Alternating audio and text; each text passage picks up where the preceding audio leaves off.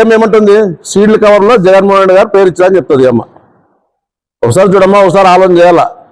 ఆ రోజు ఏమని వచ్చింది, స్టేట్ బోర్డు పాలసీ ప్రకారంగా మనకి కూడా బీసీ మహిళగా ఆదోనికి ఇవ్వాలని చెప్పి జరిగింది.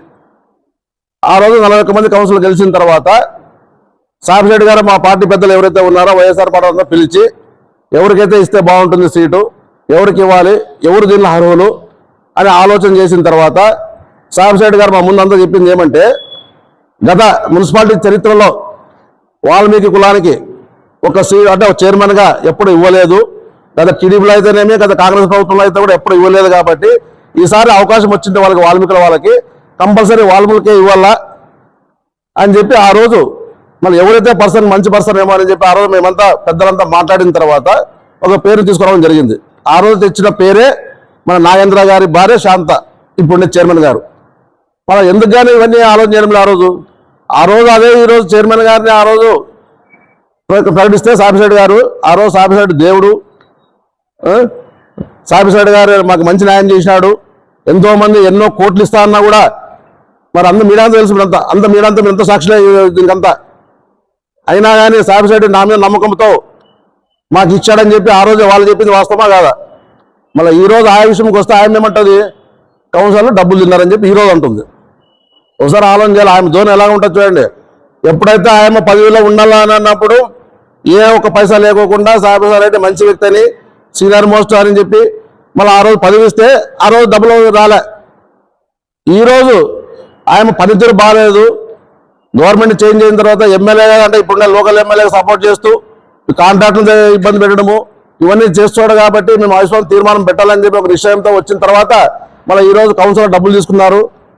అవి ఏమి చంద్రకాంత్ రెడ్డి ఇచ్చినాడు, ఇవన్నీ చెప్పడం వాస్తవాలు కాదు. ఇవన్నీ ఒకసారి ఆలోచన చేయాల. ఒక పేరు చెప్పేటప్పుడు అది వాస్తవాలు నువ్వు చూసినావా? 50,000 ఇచ్చింది ఒక్కొక్కరికి. నువ్వేమన్నా ఎదురుకుంటే ఇది చేసినావా? నువ్వేమన్నా ఎవరైనా పట్టించినావా? ఏమన్నా నీ ఇష్టానుసారం నువ్వు మాట్లాడదేనా పేర్లు పెట్టి? ఇది పద్ధతి ఇది? అసలు నువ్వు ఎవరు? నువ్వు ఆ రోజు సాబిరెడ్డి గారు శిష్యుడు కాబట్టి నువ్వు సాబిరెడ్డి గారు ఆ రోజు ఇతని టీడీపీ పార్టీలో ఉన్నప్పుడు సింహం గుర్తులో ఆ రోజు ఎమ్మెల్యే సాబిరెడ్డి గారు అప్పుడు సింహం పార్టీ అతను కూడా లక్ష్మీభారతి గ్రూప్, అప్పుడు వీళ్ళంతా ఒకటే గ్రూపు. అప్పుడు ఆ విమానంతో నమ్ముకున్నాడని చెప్పి ఈరోజు చైర్మన్ సీట్ ఇస్తే నువ్వు సాబిరెడ్డి కూడా డబ్బులు తిన్నాడు. చూడండి ఎట్లుంటుంది చెప్పండి.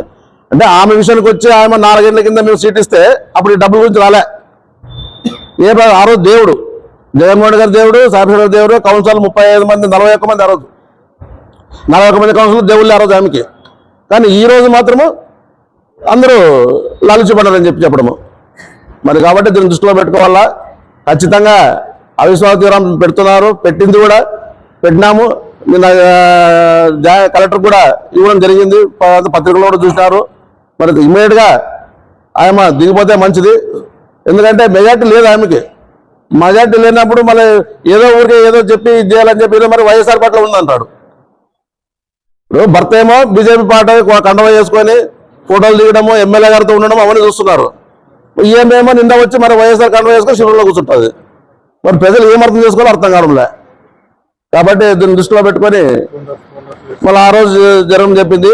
గతంలోనే మేము 2019లో ఎప్పుడైతే మా కౌన్సిల్ అంటే చైర్మన్ గారిని ఎన్నుకోవాలని చెప్పి ఆ రోజు 2020లో 41 మంది గెలిచిన తర్వాత ఆ రోజు పిలిచి మాట్లాడింది ఏమి 2.5 years ఒకరికి, 2.5 years ఒకరికి అని చెప్పడం జరిగింది ఆ రోజు. ఇప్పుడు ఏమంటుంది, నాకు తెలుసు నాకు చెప్పలేదు అంటది. ఆ రోజు ప్రతి సమక్షంలోన ప్రతి ఒక్క పాయింట్లో నేనే ఉన్నా.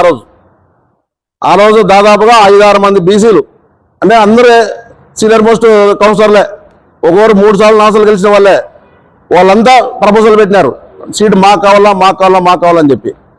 ఒక్కటే కాదు అడిగింది ఆ రోజు సీటు, చైర్మన్ సీటు. ఆ రోజు వస్తే ఆ రోజు మేమంతా వైఎస్ఆర్ పార్టీ కూర్చొని ఎవరైతే మంచి వ్యక్తి అంటే ఎవరైతే సీనియారిటీ ఎవరైతే అని చూసి మళ్ళీ కులాల ప్రాధికారం చూసి వాల్మీకులకి ఇవ్వలేదని చెప్పి ఆదూరులో ఇంతవరకు అంటే ఆదూరిని పుట్టినప్పటి నుండి అంటే ఎప్పుడైతే కౌన్సిల్ చైర్మన్ గారు ఎప్పుడు ఇవ్వలే వాల్మీకి. ఆ దృష్టిలో పెట్టుకొని సాబిరెడ్డి గారు దూరదృష్టితో ఆలోచన చేసి వాల్మీకులకు సీట్ ఇవ్వాలని చెప్పి ఆ రోజు అందరినీ ఒప్పించి 41 మందిని ఆ రోజు ఇవ్వడం జరిగింది. అది వాస్తవం, అది ప్రజలకు తెలుసు. దాన్ని మాట్లాడాలి తప్పితే ఏదో మాట్లాడుకుంటా ఈరోజు ప్రజలను తికమక పట్టిస్తూ అలాగే కౌన్సిలర్లను తికమక పట్టిస్తూ ఏదో ఆమె ఇష్టానుసారం మాట్లాడింది. కాబట్టి దీన్ని ప్రజలు కూడా ఆలోచన చేశారు. అప్పుడే ప్రజలు కూడా చూసినారు. 10 నెలలు చైర్మన్ గారి యొక్క ప్రవర్తనని. కాబట్టి దాన్ని దృష్టిలో పెట్టుకునే ఈరోజు దాదాపుగా మాకు 35 మంది కౌన్సిలర్లు మద్దతు ఆయమ్మను అవిశ్వాస తీర్మానం పెట్టడానికి నిన్న కర్నూలు పోయి కలెక్టర్ కూడా ఇచ్చాము. దాదాపుగా 10 రోజుల్లో మాకు నోటీసులు వస్తాయి కౌన్సిలర్లకి. ఇమ్మీడియట్ గా ఆయమ్మను దింపే ప్రసక్తే చేస్తాం తప్పితే ఇంకా వేరే ఆలోచన లేదని చెప్పి నేను మా కౌన్సిలర్ తరఫున అయితేనేమి మా పార్టీ తరఫున వైఎస్ఆర్ పార్టీ తరఫున మేము చెప్తున్నాం. మరి ఇవన్నీ ఆ ప్రజలు కూడా ఆలోచన చేశారు. ఆ రోజు ఎందుకని ఇచ్చారు? మంచి పనులు చేస్తారు, మంచిగా ఉంటారని చెప్పి ఆ రోజు చేసిన వాస్తవమే. తర్వాత ఏం జరిగింది? కొన్ని రాజకీయ పరిణామాల వల్ల 2024లో వైఎస్ఆర్ పార్టీ ఓడిపోవడం జరిగింది.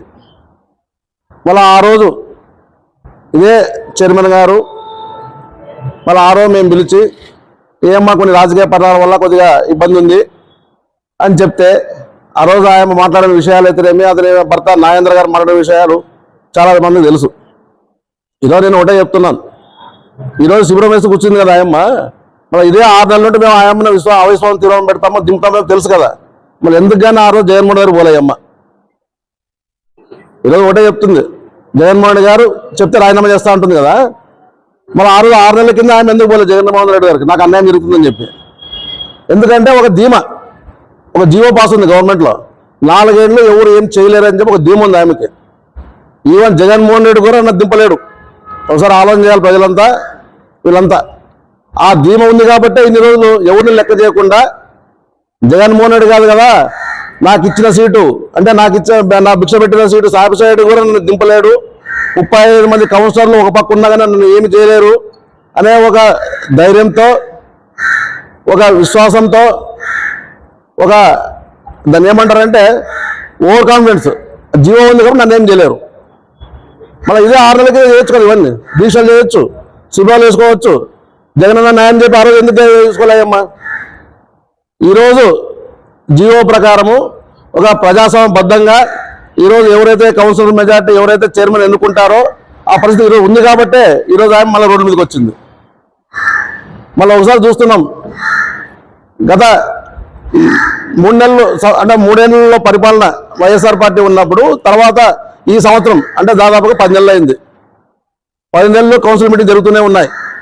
మరి ఆ మీటింగ్లో ఏం జరిగిందంటే సందీప్ రెడ్డి గారు అయితేనేమి మన కౌన్సిలర్ అయితే చెప్పినారు అంటే ఆయన మీద ఎందుకు విశ్వాసం పెట్టాలని చెప్పి, అవిశ్వాసం పెట్టాలని చెప్పి.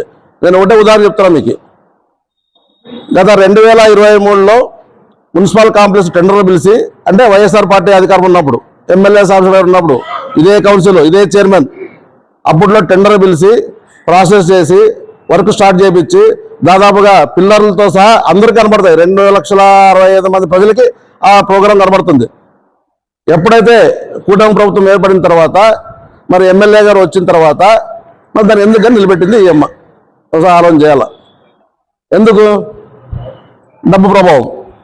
డబ్బులు ఇస్తే ముందుకు పోతారు వర్క్, లేకపోతే లేదు. మళ్ళీ అదే అప్పుడు 2023 నుండి 2024 వరకు మా ప్రభుత్వం ఉన్నంత వరకు ఎంత బాగా జరిగింది వర్క్ అది. అంటే ఈరోజు ఎవరు ప్రభుత్వం ఎవరుంటే వాళ్ళ పక్క మొగ్గు చూపుడు చైర్మన్ గారి యొక్క పరిస్థితి. ఈరోజు నాగేంద్ర గారు భర్త గారు ఏం చెప్తాడు? ఆయమే చెప్తుంది, చిన్ననాటి స్నేహితులు సాబిరెడ్డి గారు అని ఆయమే చెప్తుంది.